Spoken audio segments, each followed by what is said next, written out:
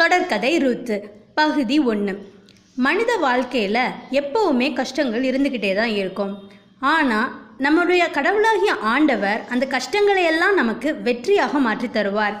அப்படி நம்ம பைபிளில் இருந்து ரூத்து என்ற பெண் எவ்வாறு தன் வாழ்க்கையில் நடந்த கசப்பான நிகழ்வுகளை எல்லாம் பொறுத்து ஆண்டவரிடம் நம்பிக்கை கொண்டு மீண்டும் வாழ்க்கையில் எப்படி மலர்கிறார் என்பதை பற்றி இந்த தொடர்கதையில் நம்ம பார்க்க போகிறோம். பெத்லஹேம் ஊரில் இருக்கிற எலிமலேக்கு அவருடைய மனைவி நகோமி அவருடைய 2 மகன்களான மக்லோன் கிலியோன் ஆகியோருடன் வாழ்ந்து வராங்க. அந்த காலகட்டத்தில் கொடிய பஞ்சம் உருவாகுது. அப்போ அவங்க பிழைப்புக்காக குடும்பத்துடன் மோவாபு நாட்டுக்கு போகிறாங்க. அங்கே எலிமலேக்கு இறந்து போகிறாங்க. அதுக்கப்புறம் நகோமி அவங்களுடைய பசங்களோட அந்த நாட்டில் வாழ்ந்து வராங்க. அப்போது அவங்களுடைய பசங்களுக்கு மோவாபு நாட்டு பெண்களையே திருமணம் செஞ்சு வைக்கிறாங்க. ஒருத்தங்க பேர் ஓர்பா, இன்னொருத்தங்க பேர் ரூத்து. 10 ஆண்டுகளுக்கு அப்புறம் மக்லோனும் கிலியோனும் இறந்து போயிடுறாங்க. நகோமி, ரூத்து, ஓர்பா இந்த 3 பேருமே தன்னந்தனியாக விடப்படுறாங்க. அப்போ தான் நகோமி கேள்விப்படுறாங்க, அவங்களுடைய சொந்த நாட்டில் பஞ்சம் நீங்கி ஆண்டவர் மக்களுக்கு உணவு கிடைக்கும்படி செஞ்சுருக்காங்க அப்படிங்கிறத கேள்விப்பட்டு மருமகள்களை கூட்டிக்கிட்டு அவங்க சொந்த நாட்டுக்கே திரும்பி போகிறாங்க. போகிற வழியில் நகோமி சொல்கிறாங்க, நீங்கள் எதுக்கு என்னோட சேர்ந்து கஷ்டப்படணும், நீங்கள் உங்கள் அம்மா வீட்டுக்கே திரும்பி போயிருங்க, அங்கே போய் நீங்கள் மீண்டும் திருமணம் செஞ்சுக்கோங்க அப்படின்னு சொல்கிறாங்க. அதுக்கப்புறம் ஆண்டவர் உங்களுக்கு பரிவு காட்டுவாராக அப்படின்னு சொல்லிக்கிட்டு, ஆண்டவர் எனக்குத்தான் பெரிய துன்பத்தை கொடுத்துட்டாங்க, என்னால் உங்களுக்கு வந்த கஷ்டங்களுக்காக நான் மிகவும் மனம் வருந்துகிறேன் அப்படின்னு சொல்கிறாங்க. இதை கேட்ட உடனே ஓர்பாவும் ரூத்தும் கதறி அழுறாங்க. அதுக்கப்புறம் ஓர்பா நகோமிக்கு முத்தம் கொடுத்துட்டு அந்த இடத்த விட்டு கிளம்பி போயிடுறாங்க. அப்புறம் நகோமி ரூத்துக்கிட்டையும் நீயும் வீட்டுக்கு போ அப்படின்னு சொல்கிறாங்க. அதுக்கு ரூத்து சொல்கிறாங்க, நான் ஏன் உங்களை விட்டு போகணும், நீங்கள் போகிற இடத்துக்கு தான் நானும் வருவேன், உங்கள் வீடு தான் என் வீடும், உங்களுடைய இனம் தான் என்னுடைய இனமும், உங்களுடைய தெய்வம் தான் எனக்கும் தெய்வம், நீர் எங்கே இறக்குறீங்களோ அங்கே தான் நானும் இறப்பேன், அங்கே தான் என் கல்லறையும் இருக்கும், சாவில் கூட உங்களை விட்டு நான் பிரிய மாட்டேன், அப்படி பிரிந்தால் ஆண்டவர் என்னை தண்டிக்கட்டும் அப்படின்னு சொல்லி ரூத்து சொல்கிறாங்க. அப்போ ரூத்து அவங்க கூட போகிறதுல மன உறுதியாக இருக்கிறத பார்த்து நகோமி அவங்கக்கிட்ட வேறு எதுவுமே சொல்லலை. அதுக்கப்புறம் என்ன நடந்தது அப்படிங்கிறத நம்ம அடுத்த வாரம் பார்க்கலாம்.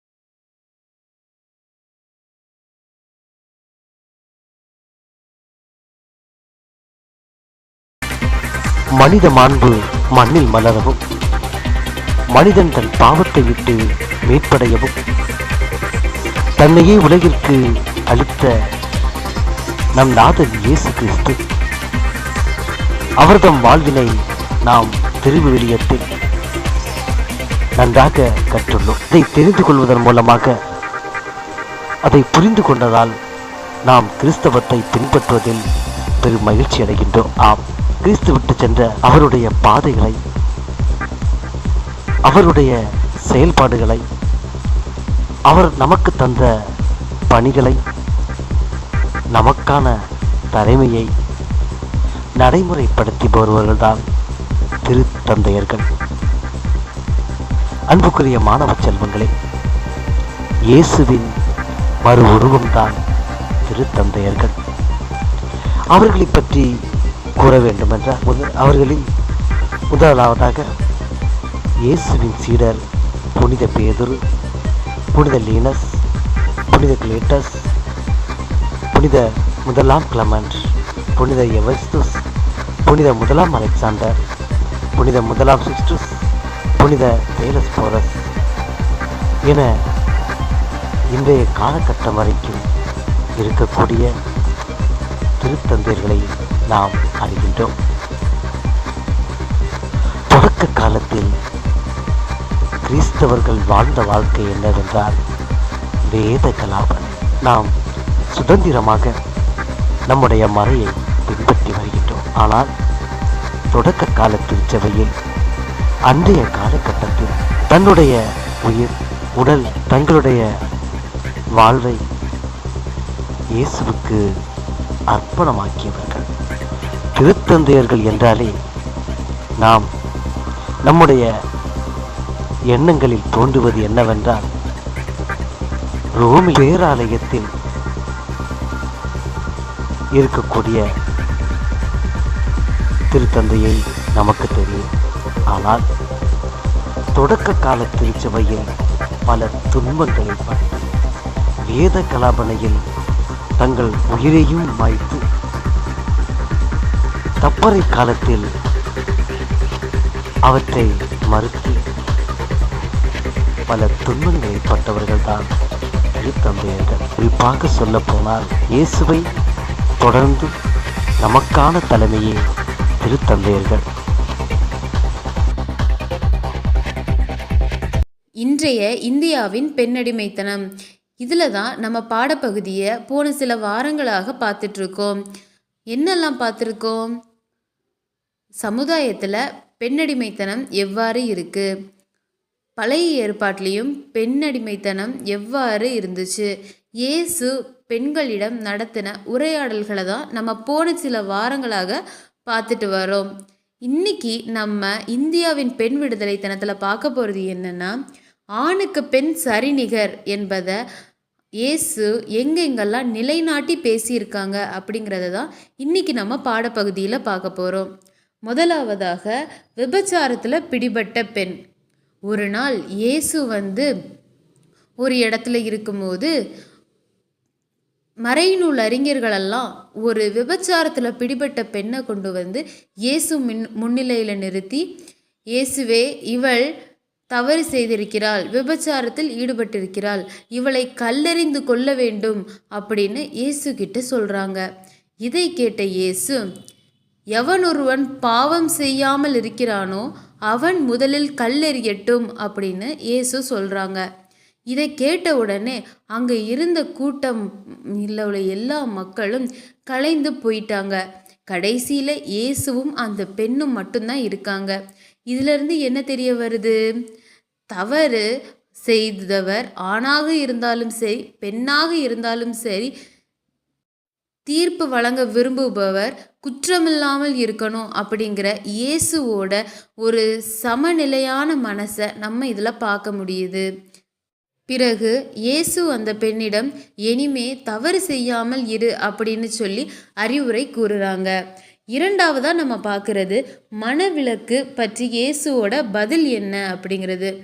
வேணும்னே இயேசுவை சோதிக்கிறதுக்குன்னே ஒரு பரிசேயர் இயேசுகிட்ட கேட்குறாங்க, ஒரு ஆண் ஒரு பெண்ணுக்கு மனவிலக்கு கொடுக்கறது சரியான விஷயமா அப்படின்னு சொல்லிட்டு அதற்கு இயேசு சொல்றாங்க, படைப்பின் தொடக்கத்திலேயே ஆண்டவர் ஆணும் பெண்ணுமாக அவர்களை படைத்தார்.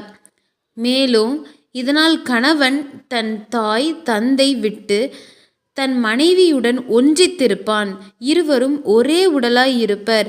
இனி அவர்கள் இருவர் அல்ல, ஒரே உடல் என கடவுள் இணைத்ததை மனிதர் பிரிக்காதிருக்கட்டும் அப்படின்னு சொல்லி இயேசு சொல்றாங்க. இதிலிருந்து என்ன வெளிப்படுது? ஆணும் பெண்ணையும் ஆண்டவர் படைச்சாங்க, ஒன்னாதான் படைச்சாங்க. அதே போல தான் இப்போ திருமணம் அப்படின்னு வரும்போது கணவன் என்பவன் தன் மனைவியுடன் ஒன்றாக இருக்க வேண்டும், அவர்கள் ஒத்துமையுடன் வாழ்க்கையை செம்மையாக நடத்த வேண்டும் அப்படின்னு இயேசு கிறிஸ்து அங்கே உள்ள பரிசேயர்களுக்கு பதில் சொல்கிறாங்க. இதை கேட்ட அந்த பரிசேயர் இன்னும் விடாமல், அப்புறம் எதற்கு மோசே சட்டத்தில் மனவிலக்கை பற்றி சொல்லியிருக்காங்க அப்படின்னு சொல்லி கேட்க இயேசு சொல்கிறாரு, உங்கள் கடின உள்ளத்தின் பொருட்டே அந்த மனவிலக்கு சொல்லியிருக்கு.